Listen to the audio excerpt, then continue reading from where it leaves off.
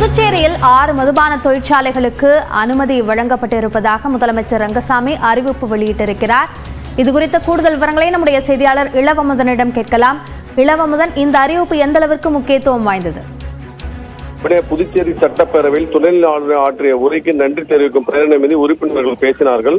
இதற்கு பதிலளிக்கும் வகையில் முதலமைச்சர் ரங்கசாமி தற்பொழுது பேசியிருக்கிறார்.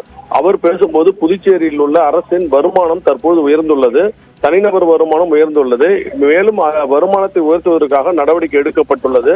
அதன் அடிப்படையில் தான் 6 மதுபான தொழிற்சாலைகளுக்கு அரசு அனுமதி அளித்துள்ளது.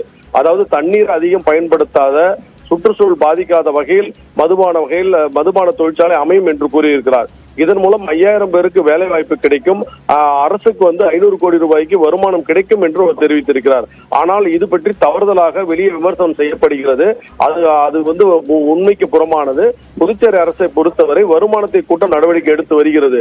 மதுவிலக்கு என்ற வகையில் பார்க்கும் பொழுது பூர்ண மதுவிலக்கு தான் முதல் ஆதரவாக தெரிவிப்பதாகவும், ஆனால் அரசுக்கு வருமானம் கூட வேண்டும், வேலை வாய்ப்பை பெருக வேண்டும் என்ற அடிப்படையில் தான் மதுபான தொழிற்சாலைகள் புதுச்சேரிக்கு கொண்டு வரப்படுகிறது. இதேபோல் பிற தொழிற்சாலைகளும் கொண்டு வர அரசு நடவடிக்கை எடுத்து வருவதாக முதலமைச்சர் இந்த மேடையில் தெரிவித்தார். அதனைத் தொடர்ந்து அரசின் கோப்புகள் விரைந்து அனுப்பப்பட வேண்டும்.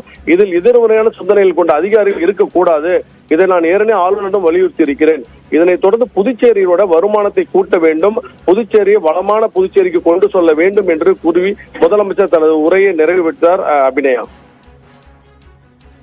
புதுச்சேரி முதலமைச்சர் ரங்கசாமியின் அறிவிப்பு குறித்த விவரங்களுக்கு நன்றி இளவமுதன்.